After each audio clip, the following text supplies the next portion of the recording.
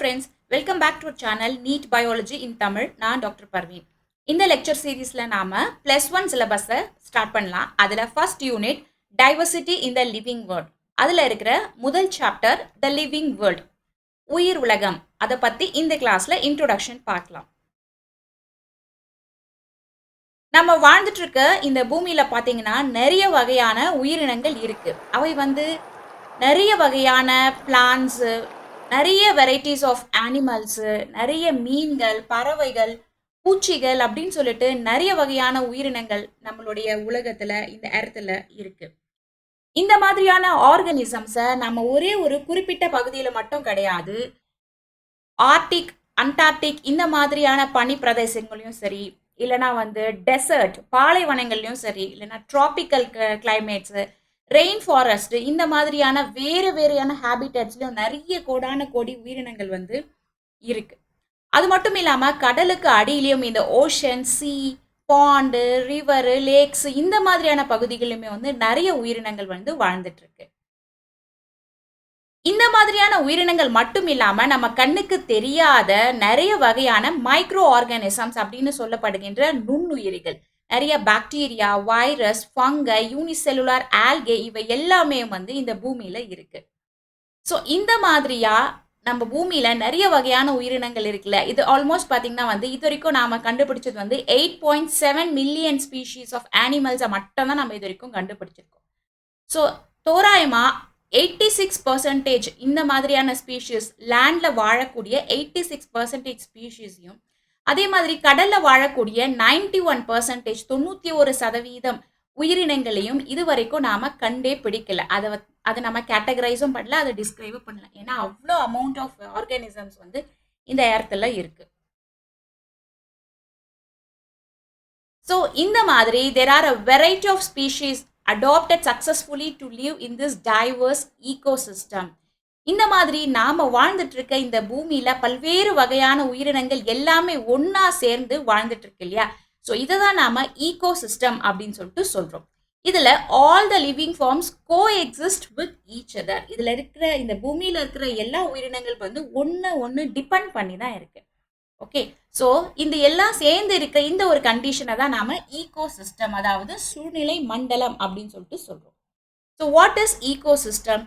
Ecosystem is a community of living organisms including plants, animals, எல்லா வகையான உயிரினங்கள் plus non-living environment, உயிரற்ற பொருட்கள், அதாவது minerals, climate, soil, water, sunlight, இது எல்லாமே நம்மளை சுற்றி இருக்கிற உயிரினங்கள் மற்றும் அதில் நம்மளை சுற்றி இருக்கிற உயிரற்ற பொருட்கள், கல், மலை, தண்ணி, மவுண்டெயின்ஸ் இந்த மாதிரி எல்லாமே சேர்ந்து இருக்கிற ஒரு என்விரான்மெண்ட்டை தான் நம்ம ஈகோசிஸ்டம், சூழ்நிலை மண்டலம் அப்படின்னு சொல்லிட்டு சொல்றோம். ஸோ இதுல பாத்தீங்கன்னா பர்டிகுலர்லி பயோடைவர்சிட்டி அப்படின்னா என்னன்னு சொல்லிட்டு நம்ம தெரிஞ்சுக்கணும். தமிழ்ல பல் உயிர். What is biodiversity? The presence of large number of species in a particular ecosystem is called biodiversity. So ஒரு குறிப்பிட்ட ஒரு பகுதியில் இல்லைன்னா இப்போ ஒரு டெசர்ட்னா அந்த டெசர்ட்ல இருக்கிற different types of organisms, okay, பாலைவனத்தில் இருக்கிற டிஃப்ரெண்ட் டைப் ஆஃப் ஆர்கானிசம்ஸ். அதே மாதிரி ஒரு பனி பிரதேசம் இருக்குன்னா அங்கே இருக்கிற நிறைய வகையான உயிரினங்கள், சின்ன மைக்ரோ ஆர்கானிசம்ஸ்லேருந்து பெரிய அனிமல்ஸ் வரைக்கும் அந்த இடத்துல இருக்கக்கூடிய ஆர்கானிசம்ஸ். ஸோ இந்த மாதிரி ஒரு ஈகோசிஸ்டம்ல இருக்கக்கூடிய பல்வேறு வகையான உயிரினங்களை தான் நாம பயோடைவர்சிட்டி அப்படின்னு சொல்லிட்டு சொல்லுவோம், இல்லைன்னா பயாலஜிக்கல் டைவர்சிட்டி அப்படின்னு சொல்லிட்டு சொல்றோம். ஸோ இந்த டேர்ம் பயோடைவர்சிட்டி, இந்த வார்த்தையை காயின் பண்ணவர் வால்டர் ரோசன் அப்படின்றவர் 1985 பயோடைவர்சிட்டி அப்படின்ற வேர்டை காயின் பண்ணாங்க. அதே மாதிரி இஓ வில்சன் அப்படின்றவர் தான் வாட் இஸ் பயோடைவர்சிட்டி, பல்லுயிர் அப்படின்னா என்ன அப்படின்ற ஒரு டெஃபினேஷனை நமக்கு கொடுத்தாரு. ஸோ அதனால தான் he is called as a father of biodiversity. So இவர் தான் டாக்டர் வில்சன், இவரை தான் நாம ஃபாதர் ஆஃப் பயோடைவர்சிட்டி அப்படின்னு சொல்லிட்டு சொல்றோம். அதே மாதிரி இப்போ நாம ஈகோசிஸ்டம் பத்தி படிக்கும் போது நமக்கு தெரிய வேண்டிய ஒரு முக்கியமான ஆள் doctor Ernst Mayr. Doctor Ernst மேயரை தான் நாம Darwin of the 20th century, 20ஆம் நூற்றாண்டின் டார்வின் அப்படின்னு சொல்லிட்டு சொல்றோம். ஸோ இவர் பார்த்தீங்கன்னா 100 இயர்ஸ் இவர் வாழ்ந்தாரு. அதுல ஆல்மோஸ்ட் 75 80 இயர்ஸ் அவருடைய ரிசர்ச் ஃபுல்லாமே இந்த மாதிரி ecosystem, taxonomy, evolution, biology, systematics இந்த மாதிரியான ரிசர்ச்லேயே வந்து அவர் ஈடுபட்டார். அதுலேயும் முக்கியமாக வந்து ornithology. Ornithology means study of birds, பறவைகளை பற்றி படிக்கிறது. ஸோ இந்த மாதிரியான பல்வேறு ஈகோசிஸ்டம் ரிலேட்டடான ரிசர்ச் வந்து இவர் செஞ்சிருக்காரு. ஸோ அதனால தான் வந்து he was awarded 3 prizes that's called triple crown of biology அப்படின்னு சொல்லுவோம். ஸோ பயாலஜிலே வந்து 3 முக்கியமான உயரிய பரிசுகளை வந்து இவர் வென்றிருக்காரு. அவர் தான் வந்து டாக்டர் எர்னஸ்ட் மேயர். ஸோ அது என்னன்னு பார்த்தீங்கன்னா வந்து Balzan prize in 1983, international prize for biology in 1994 மற்றும் கிராஃபோர்ட் பிரைஸ் இன் 1999. ஸோ இந்த மாதிரியான 3 உயரிய பரிசுகளை வந்து வென்றவர் டாக்டர் எர்னஸ்ட் மேயர். இவர் வந்து Darwin of the 20th century அப்படின்னு சொல்லிட்டு நாம சொல்றோம். ஓகே, ஸோ இப்போ பயோடைவர்சிட்டி அப்படின்னா என்ன அப்படின்னு சொல்லிட்டு பார்க்கலாம். What is biodiversity? ஸோ இந்த வேர்டோடைய மீனிங் இதை நம்ம ஸ்பிளிட் பண்ணா bio means life, okay, diversity means variation. So உயிர்களில் இருக்கக்கூடிய வேறு வேறு வேரியேஷன்ஸ், இதுதான் வந்து நம்ம பயோடைவர்சிட்டி அப்படின்னு சொல்லிட்டு சொல்றோம். It is the number and the types of the organisms present on the earth. இந்த பூமியில இருக்கக்கூடிய பல்வேறு வகையான உயிரினங்கள் மற்றும் அதன் வகைகள், அது எல்லாமே சேர்ந்துதான் வந்து பயோடைவர்சிட்டி. ஸோ பார்த்தீங்கன்னா all the different kinds of life you will find in one area. ஒரு இடத்துல இருக்கக்கூடிய, நம்ம சொன்னோம் இல்லையா, ஈகோசிஸ்டம் அப்படின்னா ஒரு லிவிங் பிளேஸ். அங்கே இருக்கிற லிவிங் அண்ட் நான் லிவிங், உயிருள்ள பொருள் உயிரற்ற பொருள் எல்லாமே சேர்ந்து இருக்கிற ஒரு இடம் தான் வந்து ஈகோசிஸ்டம். ஸோ அந்த மாதிரி இருக்கிற, ஃபார் எக்ஸாம்பிள் பார்த்தீங்கன்னா வந்து பாண்ட், குளம் இருக்கு இல்லையா, அது வந்து ஒரு ஈகோசிஸ்டம். அப்புறமா வந்து பாலைவனம் ஒரு ஈகோசிஸ்டம். இந்த மாதிரி ஒரு பிளேஸ் வந்து ஒரு ஈகோசிஸ்டம். அங்கே இருக்கக்கூடிய டிஃப்ரெண்ட் டைப்ஸ் ஆஃப் உயிரினங்களை தான் நம்ம வந்து பயோடைவர்சிட்டி அப்படின்னு சொல்லிட்டு சொல்கிறோம். So the variety of animals, plants, fungi and even microorganisms like bacteria that make up that world is called biodiversity. So இந்த இடத்துல ரொம்ப முக்கியமானது என்னன்னா, each of the species and organisms they work together in the ecosystem. So இந்த ஈகோசிஸ்டம்ல இருக்கிற எல்லா உயிரினங்கள் வந்து ஒன்னா சேர்ந்து ஒன்னொன்னு டிபெண்ட் பண்ணி தான் வந்து இருக்கு. ஸோ அப்பதான் வந்து கம்ப்ளீட்டா இந்த லைஃப் சைக்கிள் வந்து எல்லாத்துக்குமே வந்து பேலன்ஸ்ட் ஆகும். Okay, it's like a intricate web to maintain the balance and support the life. So ஒரு உயிரினத்துடைய வாழ்க்கையை வந்து இன்னொரு உயிரினத்தில் தான் வந்து டிபெண்ட் பண்ணியிருக்கு. அதோடைய ஃபுட் செயினுக்காக இருக்கட்டும், இல்லைனா அதோடைய மற்ற ரிக்குவயர்மெண்ட்ஸ் ஆஃப் ஷெல்டருக்கு, இந்த மாதிரி எதுவாக இருந்தாலும் ஒரு உயிரினம் வந்து இன்னொரு உயிரினத்தை வந்து சார்ந்ததாக இருக்கு. ஸோ அதுதான் வந்து இந்த பயோடைவர்சிட்டியில் இருக்கிற ஒரு முக்கியமான ஒரு கான்செப்ட். ஓகே, ஸோ இந்த அடுத்து நம்ம என்ன தெரிஞ்சுக்கணும்னா வந்து வாட் இஸ் லிவிங். இப்போ நம்ம சொன்னோம் ஈகோசிஸ்டம்ல லிவிங் அண்ட் நான் லிவிங், உயிருள்ள பொருள் உயிரற்ற பொருள் அப்படின்னு சொல்லிட்டு 2 இருக்கு இல்லையா. ஸோ இந்த இடத்துல நாம அதுல எது எல்லாம் உயிர் உள்ள பொருள், வாட் இஸ் லிவிங் அப்படின்னு சொல்லிட்டு நம்ம தெரிஞ்சுக்கணும். So living means any organisms which has certain particular characteristics R classified as living. So சில ஆர்கானிசம்ஸில் பார்த்தீங்கன்னா வந்து ஒரு பர்டிகுலர் கேரக்டர்ஸை நம்ம வகைப்படுத்தி வச்சுருக்கோம். அந்த கேரக்டர்ஸ் இருக்கிற உயிரினங்கள் எல்லாத்தையுமே வந்து நாம் லிவிங், வாழக்கூடியது அப்படின்னு சொல்லிட்டு நாம் சொல்கிறோம். ஸோ அவை என்னென்ன அப்படின்னா வந்து தி ஆர்கானிசம்ஸ் எக்ஸிபிட் க்ரோத், வளரணும். ஒவ்வொரு உயிரினமும் வந்து வளர்ச்சியை வந்து அடையணும். ஸோ அப்போ வந்து அதை நாம் லிவிங் அப்படின்னு சொல்லிட்டு சொல்லுவோம். அதே மாதிரி தே ஷுட் ரீப்ரடியூஸ், அவை வந்து இனப்பெருக்கம் செய்யணும். தி ஆர்கானிசம் ஷுட் ஹாவ் அடாப்டபிலிட்டி, அது இருக்கக்கூடிய சூழ்நிலையை அது ஒத்து வாழணும், அதுதான் வந்து adaptability. They should exhibit response, அது வந்து இன்ட்ராக்ஷன் பண்ணணும், ரெஸ்பான்ஸ் பண்ணணும். இந்த மாதிரி வந்து ரெஸ்பான்ஸ், எக்ஸிபிட் ரெஸ்பான்ஸ் அப்படின்னு சொல்லிட்டு இருக்கு. And they should have metabolism. மெட்டபாலிசம்னா வந்து வளர்சிதை மாற்றம். ஓகே, அதோடைய செல்லுலார் லெவலில், செல்லுலார் ஆர்கனைசேஷனில் அது வந்து மெட்டபாலிசம் அந்த கேரக்டரை எக்ஸிபிட் பண்ணணும். The organism should have homeostasis, அது வந்து தன்னைத்தானே வந்து நிலைநிறுத்திக்கணும். Okay, and it should respire, அது வந்து சுவாசிக்கணும், மூச்சு விடணும். இட் ஷுட் இன்டராக்ட், அது மற்ற உயிரினங்களுடைய தொடர்பு ஏற்படுத்திக்கணும். இட் ஷுட் எக்ஸ்க்ரீட், எக்ஸ்க்ரீட்னா என்னது, வேஸ்ட் ப்ராடக்டை ரிலீஸ் பண்ணுறது, யூரின், மோஷனு, வியர்வை, இந்த மாதிரியான வேஸ்ட் ப்ராடக்டை ரிலீஸ் பண்ணணும். அண்ட் இட் ஷுட் மூவ், அது வந்து ஒரு இடத்துலேருந்து ஒரு இடத்துல மூவ் பண்ணணும். இல்லைனா வந்து நார்மலாக அது வந்து ஒரு ப்ராசஸில் வந்து அதை தன்னை இன்வால்வ் பண்ணிக்கணும், இயக்கம் அப்படின்னு சொல்லிட்டு சொல்லுவோம். ஸோ இந்த மாதிரியான கேரக்டர்ஸ் இருந்தால் அவை வந்து லிவிங் திங் அப்படின்னு சொல்லிட்டு டிஃபைன் பண்ணி நம்ம வச்சுருக்கோம். ஆனால் இதிலே பார்த்தீங்கன்னா வந்து நிறைய கேரக்டர்ஸ் வந்து ஒரு ஆர்கானிசம் வந்து லிவிங்காக இருக்கும், ஆனால் இந்த கேட்டகரிக்குள்ளே அது வராது. ஓகே, ஸோ அதனால நம்ம என்ன பண்ணிருக்கிறோம், இந்த கேரக்டர்ஸை வந்து 2 குரூப்பாக வந்து பிரிச்சிருக்கோம். ஒன்று வந்து டிஃபைன்டு கேரக்டர், இன்னொன்று வந்து நான் டிஃபைன் கேரக்டர். டிஃபைன் கேரக்டர் அப்படின்னா கண்டிப்பா இதெல்லாமே வந்து இருந்தாதான் அது உயிரினம் அப்படின்னு சொல்லிட்டு நாம சொல்றது. அதுதான் வந்து டிஃபைன் கேரக்டர். இன்னொரு கேட்டகரியை வந்து நான் டிஃபைன் கேரக்டர். நான் டிஃபைன் கேரக்டர்னா இவை இல்லைனாலும் அவை வந்து உயிரினம் தான், வாழும் உயிரினம், லிவிங் பீயிங் இல்லைனா லிவிங் திங்ஸ் அப்படின்னு சொல்லிட்டு சொல்றோம். ஓகே, ஸோ அதனால இன் order to define a living thing இந்த கேரக்டர்ஸ் எல்லாம் இருக்கா இல்லையா அப்படின்றத நம்ம கரெக்டாக வந்து புரிஞ்சுக்கணும். ஸோ அதில் ஃபர்ஸ்ட் மோஸ்ட் இம்பார்ட்டன்ட் திங் என்னன்னு பார்த்தீங்கன்னா வந்து growth. growth அப்படின்னா வந்து வளர்ச்சி. ஆல் தி ஆர்கானிசம்ஸ் grow, எல்லா உயிரினங்களுமே வந்து வளரும். ஸோ growth அப்படின்றது என்ன, அதோடைய டெஃபினேஷன் என்ன, increase in mass and increase in number of individuals. அதோடைய மொத்த சைஸ்லேருந்து வளர்றதும் வளர்ச்சி தான், அதோடைய மொத்த இனத்தையுமே வந்து அது பெருக்கிறதுமே வந்து வளர்ச்சி தான். Mass and number of individual, இது ரெண்டுமே வந்து நம்ம growth அப்படின்னு தான் சொல்கிறோம். ஸோ இதுதான் நாம வந்து growth உடைய ட்வின் கேரக்டரிஸ்டிக்ஸ் அப்படின்னு சொல்லிட்டு சொல்கிறோம். ட்வின் கேரக்டரிஸ்டிக்ஸ்னால் வந்து 2 இருக்குது அதில். growth அப்படின்னா ஒருத்தருடைய சைஸ். இப்போ ஃபார் எக்ஸாம்பிள் ஒரு குழந்தை இருக்குன்னா அந்த குழந்தை வந்து சின்ன குழந்தைலேருந்து பெரிய ஆளாக வளரும் போது அதோடைய உருவ அமைப்புமே வந்து பெருசாக மாறுது இல்லையா. ஸோ அது இன்க்ரீஸ் இன் மாஸ். அதே மாதிரி இன்க்ரீஸ் இன் நம்பர் ஆஃப் இண்டிவிஜுவல்ஸ்னா ரீப்ரொடக்ஷன் பண்ணுறதையுமே நம்ம growth அப்படின்ற ஒரு கேட்டகரியில் இந்த இடத்துல வச்சுருக்கோம். ஸோ அது ஏன் அப்படின்றத பார்க்கலாம். இப்போ ஃபர்ஸ்ட் பார்த்தீங்கன்னா வந்து பிளான்ஸ். எல்லா பிளான்ஸுமே வந்து they grow by cell division and it occurs continuously throughout the life span of the plants. So தாவரங்களில் வந்து அதோடைய growth வளர்ச்சி அப்படின்றது கண்டினியூஸாக அதோடைய லைஃப் ஸ்பேன் இருக்கிற வரைக்கும் இருக்கும்.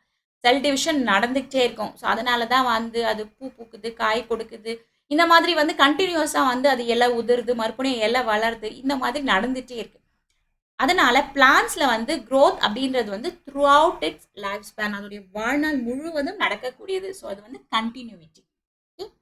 ஆனா அதே வந்து அனிமல்ஸ்ல, மிருகங்கள்லயும் ஹியூமன் பீயிங்ஸ்லயும் பார்த்தீங்கன்னா வந்து the growth is seen up to only a certain age. ஒரு பர்டிகுலர் வயசு வரைக்கும் தான் வந்து growth இருக்கும். அதுக்கப்புறம் அந்த growth வந்து ஸ்டாப் ஆயிடும். ஹியூமன் பீயிங்ஸ்க்கும் அப்படிதான் இல்லையா. ஸோ 45-50 இயர்ஸ் வரைக்கும் மேக்ஸிமம் growth இருக்கும். அதுக்கப்புறம் growth வந்து ஸ்டாப் ஆயிடும். அதே மாதிரி தான் வந்து மிருகங்களுக்குமே. ஆனா growth தான் ஸ்டாப் ஆகுமே தவிர அதோடைய செல் டிவிஷன் அப்படின்றது உள்ள நடந்துகிட்டே தான் இருக்கும். Okay, so cell division occurs in certain tissues to replace the lost cells. இப்போ நாம வந்து வளர்றது வந்து ஒரு பர்டிகுலர் ஏஜ்ல 35-40 இல்லைன்னா மேக்ஸிமம் 45 வயசு வரைக்கும் நம்ம வளருவோம். அதுக்கப்புறம் வளர்ச்சின்றது ஸ்டாப் ஆயிடும். ஆனா நம்ம உடல்ல இந்த செல் டிவிஷன் அப்படின்றது நடக்கும். அது எப்படின்னு பார்த்தீங்கன்னா வந்து இப்போ நமக்கு அடிபட்டது, ஸ்கின்ல வந்து ஒரு இடத்துல தோல் வந்து உறிஞ்சு போகுது அப்படின்னு சொன்னீங்கன்னா அந்த புண்ணு காயும் போது அந்த இடத்துல மறுபடியும் அந்த இடத்துல தோல் வந்து ரீப்ளேஸ் ஆகல. ஸோ அந்த இடத்துல என்ன நடக்குது, growth தான் உள்ள நடக்குது. ஓகே, ஸோ அது ஏன்னா வந்து in order to retain or replace the lost tissues. Okay, so இந்த மாதிரி தான் வந்து அனிமல்ஸ்க்கும் மற்ற ஹியூமன் பீயிங்ஸ்மே வந்து நடக்குது. ஆனா இந்த இடத்துல வந்து growth இந்த யூனிசெல்லுலர் ஆர்கானிசம்ஸ் அப்படின்றது ரொம்ப டிஃப்ரெண்ட் ஆனது. அதாவது யூனிசெல்லுலர் ஆர்கானிசம்ஸ் அப்படின்னா இப்போ நாம சொல்றது வந்து முக்கியமா பாக்டீரியா, இல்லைனா வந்து யூனிசெல்லுலர் ஃபங்கை, ஆல்கே, இதுல எல்லாமே அமீபா, இந்த மாதிரியான ஆர்கானிசம்ஸ்லாம் பார்த்தீங்கன்னா அதோடைய growth அப்படின்றது அதோடைய சைஸ் கிடையாது. இப்போ ஒரு பாக்டீரியா இருக்குன்னா நம்மள மாதிரி ஒரு பாக்டீரியா வந்து சைஸ்ல பெருசாகிறது கிடையாது. பட் இட் வில் மல்டிப்ளை, அதோடைய நம்பர்ஸ்ல வந்து அது பெருசாகும். ஒரு பாக்டீரியா 2 ஆகும், 2 4 ஆகும். அப்படி அது எக்ஸ்போனென்ஷியலா டிவைட் ஆகும் போது அதோடைய மாஸ் வந்து அந்த இடத்துல அதிகமாகுது. ஓகே, ஸோ இந்த இடத்துல யூனிசெல்லுலர் ஆர்கானிசம்ஸ் அப்படின்ற micro organisms, bacteria, fungi, amoeba, இந்த மாதிரியான உயிரினங்கள் வந்து growth எப்படி நடக்குது, அதுவுமே வந்து செல் டிவிஷன் தான். ஃபார் எக்ஸாம்பிள் பாக்டீரியா வந்து பைனரி ஃபிஷன் மூலமா ஒரு செல் வந்து 2 செல்லா டிவைட் ஆகுது. ஸோ அது வந்து அதோடைய growth அண்ட் ஆல்சோ அதோடைய மல்டிப்ளிகேஷன், அதோடைய வளர்ச்சியும் அதுதான், அதோடைய இனப்பெருக்கமே அதுதான். ஸோ அதனால தான் வந்து இந்த இடத்துல அதோடைய growth அண்ட் ரீப்ரொடக்ஷன் அது ரெண்டுத்தையுமே வந்து நம்ம மியூச்சுவல் அப்படின்னு சொல்லிட்டு சொல்றோம். அது ரெண்டுமே வந்து ஒன்னோடு ஒன்று இணைந்தது. ஓகேவா. ஸோ இப்போ பார்த்தீங்கன்னா வந்து இந்த மாதிரி ஒரு ஆர்கானிசம், ஒரு உயிரினம் வந்து அதோடைய சைஸ்ல அது இன்க்ரீஸ் ஆச்சுன்னா அதை நம்ம growth அப்படின்னு சொல்லிட்டு சொல்றோமா. இப்போ ஒரு நாய்க்குட்டி இருக்குன்னா அது பிறந்த உடனே ரொம்ப குட்டியா இருக்கும், அது வளர்ந்து வளர்ந்து சைஸ்ல பெரிதாகுது. அதே மாதிரி எல்லா அனிமல்ஸும் ஆகுது, மனிதர்களும் அதே மாதிரி தான் ஆகுறாங்க. ஸோ இந்த மாதிரி சைன்ஸ் வந்து மட்டும் பெருசாச்சுன்னா இதை நம்ம growth அப்படின்னு சொல்லிட்டு சொல்றோமா அப்படின்னு சொல்லி நம்ம வந்து முதல்ல தெரிஞ்சுக்கணும். அதே மாதிரி பார்த்தீங்கன்னா வந்து நான் லிவிங் திங்ஸ், உயிரற்ற ஒரு பொருள் இல்லைன்னா வந்து இறந்து போன ஒரு பொருள் வந்து சைஸ்ல பெருசாகுமா அப்படின்னு சொல்லி கேட்டிங்கன்னா ஆகும். அதாவது நான் லிவிங் திங் அப்படின்றது வந்து இங்கே நம்ம என்ன சொல்லணும்னா வந்து மவுண்டெயின்ஸ், மலைகள், பவுல்டர்ஸ் அப்படின்றது இந்த மாதிரி கற்பாறைகள், சாண்ட் மோல்ஸ் அப்படின்றது இந்த மாதிரி மணல் மலைகள், இது எல்லாமே பார்த்தீங்கன்னா வந்து இது எல்லாமே வந்து நான் லிவிங் திங்ஸ் தான், உயிரற்ற பொருட்கள் தான். இந்த மலைகள், பாறைகள், இந்த மணல் இது எல்லாமே பார்த்தீங்கன்னா வந்து உயிரற்ற பொருட்கள் தான். ஆனால் இது எல்லாமே வந்து சயின்ஸில் பெருசாகுது. அது எப்படின்னா வந்து இதோடைய ஒரு லேயரில் வந்து டெபாசிஷன் நடக்குது. அதை நாம அக்ரீஷன் அப்படின்னு சொல்லிட்டு சொல்கிறோம். What is accretion? Accretion means non-living things can increase in the size by the accumulation of materials on the surface. இப்போ ஒரு மலை இருக்கு, இந்த மாதிரி ஒரு மலை இருக்குன்னா அதுல வந்து மறுபடியும் வந்து ஐஸ் பாறைகள் படிஞ்சா அதோடைய சைஸ் வந்து பெருசாகும். அதே மாதிரி இது மாதிரி பாலைவனத்துல இருக்கிற இந்த மணல் மலை இருக்குன்னா அதுல வந்து மறுபடியும் மணல் வந்து பதிஞ்சிட்டே இருந்துச்சுன்னா வந்து அதோடைய சைஸ் வந்து பெருசாகும். ஸோ இந்த இடத்துல பார்த்தீங்கன்னா this is also increase in mass, இதோடைய சைஸ் வந்து பெருசாகுது. ஸோ அப்போ இது நம்ம லிவிங் திங்ஸ் அப்படின்னு சொல்லிட்டு சொல்லுவோமா? கிடையாது இல்லையா? ஸோ அதனால தான் நம்ம என்ன சொல்றோம்னா வந்து growth is not a defining property of living organisms. So ஒரு பொருள் வந்து சைஸில் பெருசாகுது அப்படின்றத வந்து வச்சு அதை வந்து நம்ம லிவிங் திங்ஸ் அப்படின்னு சொல்லிட்டு நம்ம சொல்ல முடியாது. ஏன்னா உயிரற்ற பொருட்களான இந்த மாதிரி மலைகள், கற்பாறைகள், மணல் வெளிகள் இதெல்லாமே கூட வந்து சயின்ஸில் வந்து வளருது because of deposition of materials. Okay, so அதனால நாம வந்து growth அப்படின்றது லிவிங் திங்கான ஒரு பெக்யூலியர் கேரக்டர், அதற்கு மட்டுமே தனித்துவமான ஒரு கேரக்டர் அப்படின்னு சொல்லிட்டு நாம சொல்ல முடியாது. Okay, so growth is not a defining property, அப்படின்றது ரொம்ப important of the living organism. Okay, second character, ஒரு ஆர்கானிசம் வந்து லிவிங்கா நான் லிவிங்னா, உயிர் உள்ளதா உயிரற்றதா அப்படின்னு சொல்லிட்டு எதை வச்சு மேஜரா நம்ம டிசைட் பண்றோம்னா பேஸ்ட் அப்பான் இட்ஸ் ரீப்ரொடக்ஷன், அது இனப்பெருக்கம் பண்ணுதா இல்லையா அப்படின்னு சொல்லிட்டு. So what is reproduction? It is a process by which new individual organisms, that means offsprings, or produce from their parents.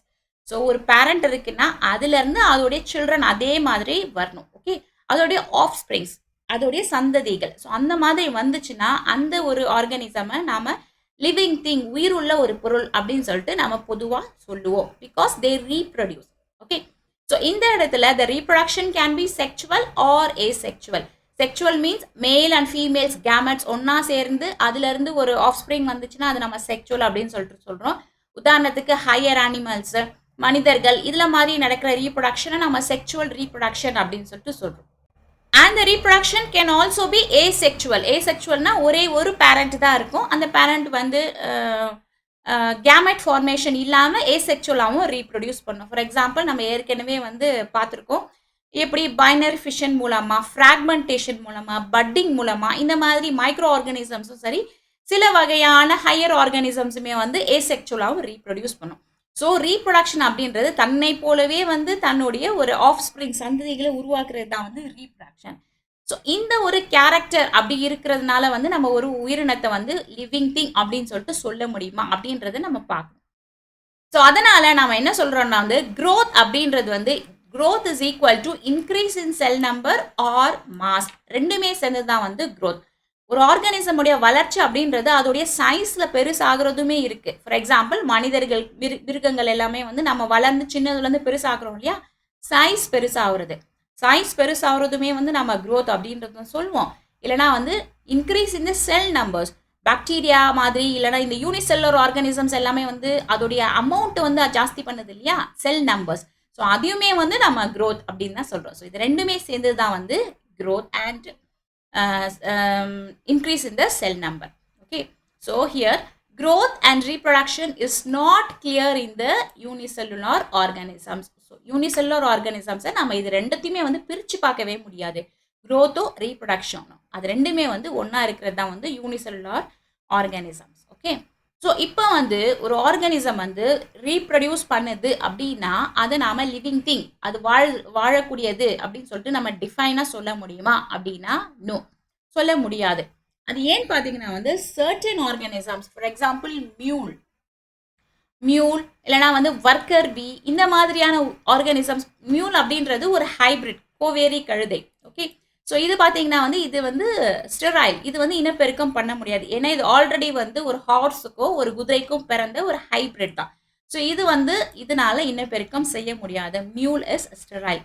அதே மாதிரி வர்க்கர் பி, இந்த தேனீக்கள் இருக்கே வர்க்கர் தேனீக்கள், அவையுமே வந்து ரீப்ரொடக்ஷன் வந்து அது பண்ணாது பொதுவாக.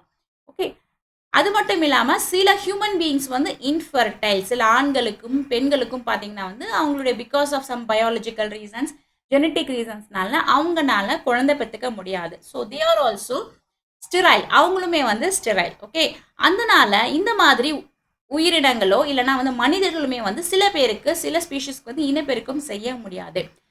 இந்த காரணத்தை வச்சு அதை வந்து நம்ம நான் லிவிங் திங்னு சொல்லுவோமா? கிடையாது இல்லையா? ஸோ அதனால தான் நம்ம இந்த இடத்துல என்ன சொல்றோம்னா வந்து again reproduction is not a defining property of living organisms. So இனப்பெருக்கம் செய்கிறது அப்படின்றது ஒரு ஆர்கானிசமுடைய ஒரு டிஃபைனிங் ப்ராப்பர்ட்டி கிடையாது.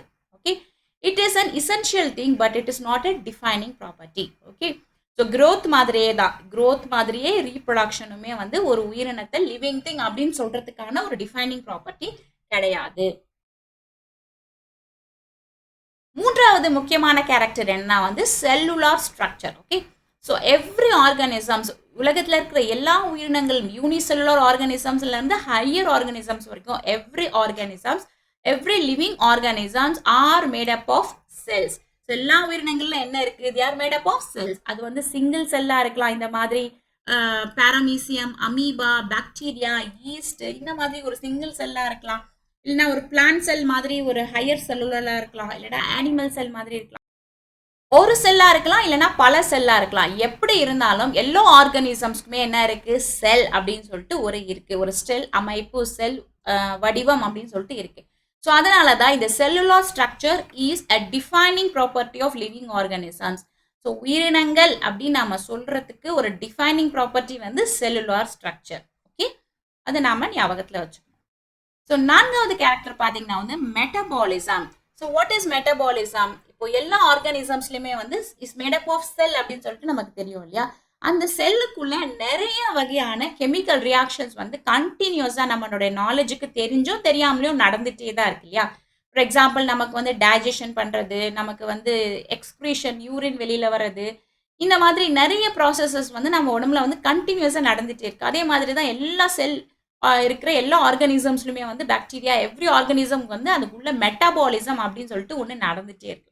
ஓகே, ஸோ அது எப்படி? Because all the living organisms are made up of chemicals or biomolecules.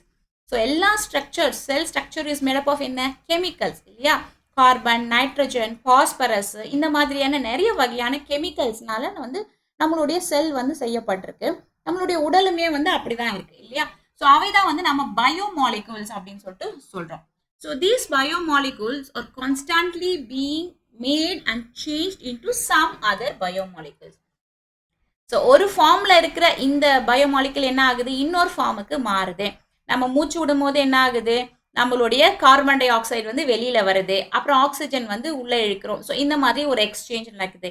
நம்மளுடைய எக்ஸ்கிரீஷன்ல யூரிக் ஆசிட் வந்து வெளியில வருது. இந்த மாதிரி டைஜஷன்ல நிறைய என்சைம்ஸ் இன்வால்வ் ஆகுது. இந்த மாதிரி ஒவ்வொரு உயிரினத்திலுமே வந்து நிறைய உள்ள வந்து சேஞ்சஸ் வந்து நடந்துட்டே இருக்கு. ஸோ இந்த மாதிரியான எல்லா கெமிக்கல் ரியாக்ஷன்ஸுமே நம்ம என்ன சொல்றோம்? They are called as metabolic reaction. Metabolic reactions அப்படின்னு சொல்லிட்டு உடல்ல நடக்கக்கூடிய கெமிக்கல் ரியாக்ஷன்ஸ் தான் நாம சொல்றோம். ஸோ இந்த மெட்டபாலிக் ரியாக்ஷன்ஸ் பார்த்தீங்கன்னா வந்து யூனிசெல்லுலாராக இருந்தாலும் சரி, மல்டி செல்லுலாராக இருந்தாலும் சரி, பாக்டீரியா மாதிரியான ஒரு செல் உயிரினமாக இருந்தாலும் சரி, இல்லைன்னா பிளான்ஸு, அனிமல்ஸு, ஃபங்கை, இந்த மாதிரி எந்த ஆர்கானிசமாக இருந்தாலும் சரி, அதற்குள்ள இந்த மெட்டபாலிசம் அப்படின்றது நடக்கும். Okay, so what is metabolism? Metabolism is the sum total of all biochemical reaction taking place inside a living system. So ஒரு செல்லுக்குள்ள இல்லைன்னா ஒரு ஆர்கானிசம்குள்ள நடக்கக்கூடிய பயோகெமிக்கல் ரியாக்ஷன்ஸ் எல்லாத்துடைய டோட்டல் நமக்கு தெரியும் இல்லையா? Metabolism means anabolism plus catabolism. What is anabolism? Anabolism அப்படின்னா building up of reactions. பாருங்க, இதுதான் வந்து anabolism. Building up of reactions அப்படின்னா ஒரு ஸ்மாலர் மாலிக்யூல்ல இருந்து எனர்ஜியை யூஸ் பண்ணி ஒரு ஹையர் மாலிக்யூலை உற்பத்தி செய்யறது வந்து அனபாலிசம். அதற்கு உதாரணம் வந்து ஃபோட்டோசிந்தசிஸ். ஃபோட்டோசிந்தசிஸ் எப்படி நடக்குது? பிளான்ஸ் வந்து சன்லைட்டை யூஸ் பண்ணி ஓகே, அதில் இருக்க குளோரோஃபில்ஸ் மற்ற இதெல்லாமே யூஸ் பண்ணி அது என்ன பண்ணுது, ஸ்டார்ச் உற்பத்தி பண்ணுது. ஓகே, லார்ஜர் மாலிகுல் ஸ்டார்ச்சை வந்து உற்பத்தி பண்ணுது. ஸோ இந்த மாதிரி ஒரு பொருளை வந்து உற்பத்தி செய்கிறது, ப்ரொடக்ஷன் பண்ணுறதை நாம ஆனபாலிசம், பில்டிங் அப் அப்படின்னு சொல்லிட்டு சொல்கிறோம். இதற்கு ஆப்போசிட் வந்து அப்படியே கேட்டபாலிசம். கேட்டபாலிசம் அப்படின்னா பிரேக் டவுன் ரியாக்ஷன் கால் கேட்டபாலிசம். ஸோ இதற்கு உதாரணம் வந்து ரெஸ்பிரேஷன், நம்ம பிரீத் பண்ணுறோம் இல்லையா, இதெல்லாமே வந்து கேட்டபாலிசம் தான் வந்து உதாரணம். அதாவது லார்ஜர் மாலிகுல்ஸ் என்ன ஆகுது, அது வந்து உடைந்து ஸ்மாலர் மாலிகுல்ஸாக போகுது, அதுல இருந்து எனர்ஜி வந்து ரிலீஸ் ஆகுது. இது வந்து கேட்டபாலிசம். ஸோ இந்த மாதிரி நம்மளுடைய செல்ல ஆனபாலிசம், கேட்டபாலிசம் இது ரெண்டுமே கண்டினியூஸாக நடக்குது. அதை தான் வந்து நம்ம மெட்டபாலிசம் அப்படின்னு சொல்லிட்டு சொல்றோம். ஓகே, ஸோ இந்த இடத்துல பார்த்தீங்கன்னா வந்து நம்ம இந்த மெட்டபாலிக் ரியாக்ஷன்ஸை வந்து can be demonstrated outside the body இந்த cell free system also. For example, நம்ம உடம்புக்குள்ள எல்லா ஆர்கானிசம்ஸோட உடம்புக்குள்ள என்சைம்ஸ் இருக்கு, ஹார்மோன்ஸ் இருக்கு, ப்ரோட்டீன்ஸ் இருக்கு, ஓகே, டிஎன்ஏ இருக்கு, ஆர்என்ஏ இருக்கு, இந்த மாதிரி நிறைய பயோ மாலிகுல்ஸ் இருக்கு. இவை தான் வந்து இந்த அனபாலிசம், கேட்டபாலிசம், இந்த மெட்டபாலிக் ரியாக்ஷன்ஸ் எல்லாத்தையுமே வந்து நடக்குது. ஆனா இதே ரியாக்ஷன்ஸ் நம்ம என்ன பண்ணலாம் வந்து டெஸ்ட் டியூப்ல வச்சு லேப்ல கூட பண்ணலாம் இல்லையா. ஸோ ஃபார் எக்ஸாம்பிள் பார்த்தீங்கன்னா லேப்ல நம்ம டிஎன்ஏ சிந்தசிஸ் பண்ணலாம், ப்ரோட்டீன் சிந்தசிஸ் பண்ணலாம், ஓகே, ஆர்என்ஏ வந்து சிந்தசிஸ் பண்ணலாம், பிசிஆர்லாம் பண்ணுறோம் இல்லையா. So higher amount of DNA வந்து அதிக அளவில் நம்ம ரெப்ளிகேட் பண்ணுறோம்ல. ஸோ இந்த மாதிரி நம்ம உடலுக்குள்ள நடக்கிறத நம்ம லேப்ல ஒரு டெஸ்ட் டியூப்ல வச்சு பண்ணுறோம். அது நம்ம என்ன சொல்லணும்னா வந்து இன்விட்ரோ. இன்விட்ரோனா லேப் கண்டிஷனில் டெஸ்ட் டியூப்ல செயற்கையாக செய்கிற ஒரு கெமிக்கல் ரியாக்ஷன்ஸை நம்ம இன்விட்ரோன்னு சொல்லுவோம். இதே உடலுக்குள்ள இயற்கையாக நடந்தால் அதை இன்வைவோ அப்படின்னு சொல்லிட்டு சொல்லுவோம். ஓகே, ஸோ இந்த மாதிரியான கெமிக்கல் ரியாக்ஷன்ஸ் எல்லாமே உடம்புக்குள்ள என்ன நடக்குதோ அதை நம்ம ஆர்டிஃபிஷியலாக கூட லேப்லையும் செய்யலாம். அப்போ வந்து இந்த பயாலஜிக்கல் ரியாக்ஷன்ஸ், இந்த மெட்டபாலிசம் எல்லாம் லிவிங்கா நான் லிவிங்கா அப்படின்னு சொல்லிட்டு நமக்கு ஒரு டவுட் வரும். ஓகே, இந்த இடத்துல பார்த்தீங்கன்னா வந்து இப்போ டிஎன்ஏ சிந்தசிஸ் எப்படி நம்ம செல்லுக்குள்ள நடக்குதோ அதே மாதிரி டிஎன்ஏ சிந்தசிஸ் நம்ம ஒரு பிசிஆர் மிஷினில் வச்சு லேப்ல செயற்கையாகவும் செய்கிறோம். ஆனால் அந்த இடத்துல அது நடக்கணும்னா அதுக்கு டிஎன்ஏ பாலிமரேஸ் அப்படின்னு ஒரு என்சைம் தேவை இல்லையா. ஸோ அந்த என்சைம் அப்படின்றது ஒரு பயோ மாலிகுல் இல்லையா. ஸோ அப்போ அது வந்து ஒரு லிவிங் தான். அதனால நம்ம எப்பவுமே என்ன சொல்லணும் அப்படின்னா வந்து மெட்டபாலிசம் அப்படின்றது ஒரு செல்லுடைய இல்லைன்னா ஒரு லிவிங் திங்குடைய டிஃபைனிங் ப்ராப்பர்ட்டி. ஈவன் தோ நம்ம லேப்ல இன்விட்ரோவா அதை செஞ்சாலும் அது எப்படி நடக்குது, அது ஒரு என்சைம்ஸ்னாலேயோ இல்லைன்னா ஒரு ஹார்மோன்னாலேயோ தான் வந்து பயோமாலிகுல்ஸ் இருந்தால் தான் நடக்கும். ஸோ அந்த இடத்துல பயோமாலிகுல் அப்படின்றதும் ஒரு லிவிங் தான். ஓகே, ஸோ அதனால நம்ம மெட்டபாலிசம் எதில் கேட்டகரைஸ் பண்ணுறோம், டிஃபைனிங் ப்ராப்பர்ட்டி ஆஃப் லிவிங் ஆர்கானிசம்ல கேட்டகரைஸ் பண்ணுறோம். ஓகேவா. So metabolism and cellular structure. So எல்லா உயிரினங்களுக்குமே வந்து ஒரு செல் அமைப்புன்னு சொல்லிட்டு ஒன்று இருக்கு. அதற்குள்ள நிறைய பயோகெமிக்கல் ரியாக்ஷன்ஸ் கண்டினியூஸாக நடந்துட்டு இருக்கு. ஸோ அதனால மெட்டபாலிசம் அண்ட் செல்லுலார் ஆர்கனைசேஷன் இது ரெண்டுமே வந்து is a defining property of the living organisms. Okay, so ஐந்தாவதா ஒரு ஆர்கானிசமை லிவிங்கா நான் லிவிங்கா அப்படின்னு சொல்லிட்டு நம்ம எப்படி கேட்டகரைஸ் பண்ணுங்கன்னா பேஸ்ட் அப்பான் கான்ஷியஸ்னஸ். கான்ஷியஸ்னஸ்னா வந்து அது வந்து தன்னுடைய சுற்றுப்புறத்துக்கு வந்து அதை ரெஸ்பாண்ட் பண்ணணும். ஓகே, ஸோ அப்போதான் வந்து அது லிவிங்கா நான் லிவிங்கா நம்ம வந்து டிஃபைன் பண்ண முடியும். ஃபார் எக்ஸாம்பிள், ஒரு டெட் பாடியை போய் நம்ம டச் பண்ணாலோ என்ன பண்ணாலும் அந்த டெட் பாடி என்ன பண்ணும், ரியாக்ஷன் பண்ணாமே இருக்கும் இல்லையா. ஆனால் அது வந்து ஒரு லிவிங் திங்காக இருந்தால் நம்ம அது போய் கிள்னாலோ அடித்தாலோ அதுக்கு உடனே ரெஸ்பாண்ட் பண்ணோம் இல்லையா. ஸோ இதுதான் வந்து நம்ம கான்ஷியஸ்னஸ் அப்படின்னு சொல்லிட்டு சொல்கிறோம். What is consciousness? Ability to sense their surroundings and environment and respond to the environmental stimuli. So தன்னை சுற்றி இருக்கிற அந்த சுற்றுப்புற சூழ்நிலையை வந்து உணரணும். அதுலேருந்து வர எந்த ஸ்டிமுலை, எந்த ஒரு என்விரான்மெண்டல் தூண்டுதல் இருந்தாலும் அதற்கு ஒரு ரியாக்ஷன் கொடுக்கணும். ஓகே, ஸோ அதுதான் வந்து கான்ஷியஸ்னஸ், உணர்தல், அந்த ஃபீலிங் இருக்கிறது அதுதான் வந்து கான்ஷியஸ்னஸ். ஸோ இதில் ஸ்டிமுலை அப்படின்றது பார்த்தீங்கன்னா இந்த என்விரான்மெண்ட்லேருந்து வர ஸ்டிமுலைன்னு சொல்கிறோம் இல்லையா, அது என்னென்னா வந்து it could be physical, chemical R biological, எதுவாக வேணாலும் இருக்கலாம். எப்படி ஃபார் எக்ஸாம்பிள் பார்த்தீங்கன்னா நமக்கு என்ன சென்ஸ் ஆர்கன்ஸ் இருக்குது, நம்ம வந்து பார்க்குறோம். ஸோ வெளியில் இருக்க லைட் வந்து நம்ம கண்ணு வழியாக பாஸ் ஆகி நம்ம வந்து லைட்டை வந்து பார்க்குறோம், ஆப்ஜெக்டை பார்க்குறோம். ஓகே, சென்ஸ் ஆர்கன்ஸ் இருக்குது, கண் இருக்குது, சவுண்டை வந்து நம்ம கேட்குறோம், காது இருக்குது. அதே மாதிரி வந்து நம்ம ஸ்மெல் பண்ணுறோம், மூக்கு இருக்குது. இது எல்லாமே வந்து ஸ்டிமுலை. இது வந்து கெமிக்கல், ஃபிசிக்கல், இந்த மாதிரியான ரியாக்ஷன்ஸ்க்கு வந்து நம்ம ரெஸ்பாண்ட் பண்ணுறோம். அதே மாதிரி பார்த்தீங்கன்னா வந்து சூடாக ஒரு பொருள் மேலே கை வச்சா டக்குன்னு அந்த இடத்துலேருந்து கையை எடுக்கிறோம். ஸோ அந்த இடத்துல ஹாட்டாக இருக்குது அப்படின்னு நமக்கு தெரியுது, கையை எடுக்கிறோம், ரெஸ்பாண்ட் பண்ணுறோம். ஓகே, ஸோ இருட்டாக இருக்குது அப்படின்னா அந்த இடத்துல வந்து நம்ம வந்து இருட்டாக இருக்குது அப்படின்னு சொல்லி அதை ஃபீல் பண்ணி அதுக்கப்புறம் அந்த இடத்துல வந்து ஒரு லைட்டு தேடுறோம். ஸோ ஸோ இந்த மாதிரி என்விரான்மெண்ட்ல இருக்கிற எல்லா ஃபிசிக்கல் கெமிக்கல் இந்த சேஞ்சஸ்க்கெல்லாம் நம்ம ரெஸ்பாண்ட் பண்ணுறோம் இல்லையா, இதுதான் வந்து கான்ஷியஸ்னஸ். ஈவன் வந்து பிளான்ஸ் எல்லாமே வந்து இந்த மாதிரி பண்ணோம் நமக்கு தெரியும். அது எப்படி வந்து பார்த்தீங்கன்னா வந்து இப்போ சூரியகாந்தி பூ இருக்கு இல்லையா, சன்ஃப்ளவர், அது எப்படி வளரும், சன் இருக்கிற டைரக்ஷன்ல தான் வளரும். Because it needs light. Okay, so sun இருக்கிற டைரக்ஷன்ல அந்த ஃப்ளவருடைய தலை இருக்கும். ஓகே, அந்த அந்த பார்ட் வந்து இருக்கும்.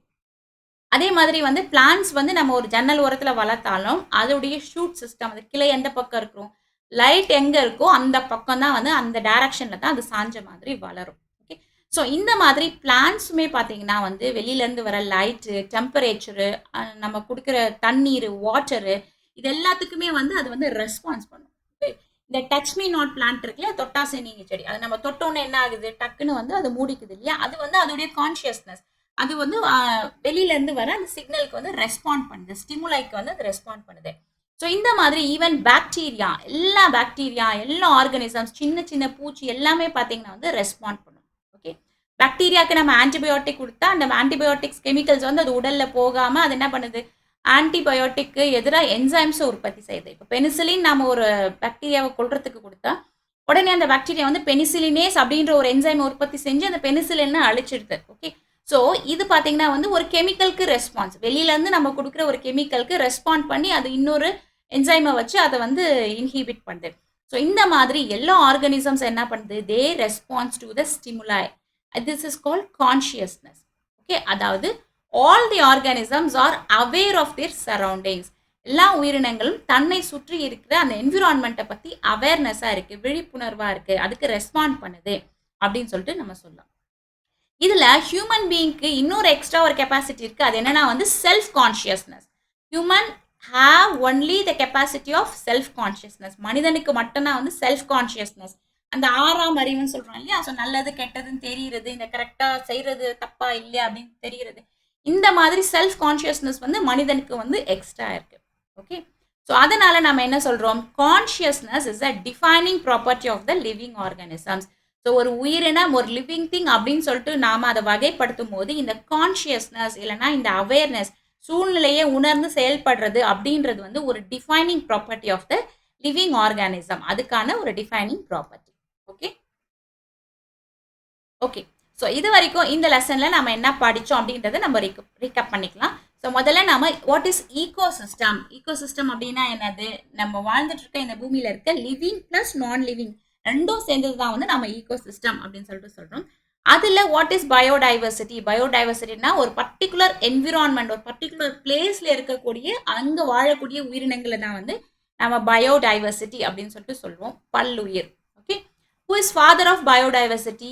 E.O. Wilson அப்படின்றத அவர் வந்து father of biodiversity அப்படின்னு சொல்லிட்டு சொல்கிறோம். ஸோ வாட் இஸ் லிவிங், உயிரினம் அப்படின்னா என்ன அப்படின்றதுக்கு நிறைய கேரக்டர்ஸை நம்ம வச்சுருக்கோம். அதில் பார்த்தீங்கன்னா growth, reproduction, cellular structure, metabolism, consciousness இதெல்லாம் வந்து ரொம்ப முக்கியமான கேரக்டர். அதில் growth and reproduction இது ரெண்டுமே வந்து நான் டிஃபைனிங் ப்ராப்பர்ட்டி அப்படின்னு சொல்லிட்டு நாம் சொல்கிறோம். ஆனால் செல்லுலார் ஸ்ட்ரக்சர், மெட்டபாலிசம் மற்றும் கான்ஷியஸ்னஸ் இவை எல்லாமே வந்து நாம் ஒரு உயிரினத்துடைய டிஃபைனிங் ப்ராப்பர்ட்டி அப்படின்னு சொல்லிட்டு சொல்கிறோம். ஓகே, ஸோ நம்மளுடைய நெக்ஸ்ட் லெசன் இந்த சாப்டரில் வந்து டாக்ஸோனமி அண்ட் கிளாசிஃபிகேஷன், இதுதான் வந்து நம்மளுடைய அடுத்த லெக்சர். ஸோ இந்த லெக்சர் உங்களுக்கு பிடிச்சிருந்தா லைக் பண்ணுங்கள், உங்கள் ஃப்ரெண்ட்ஸோட ஷேர் பண்ணுங்கள். மேலும் இது போல் நிறைய இன்ஃபர்மேஷன்ஸை தெரிஞ்சுக்கணும்னா நம்ம சேனலான நீட் பயாலஜி தமிழுக்கு சப்ஸ்கிரைப் பண்ணுங்கள். நன்றி.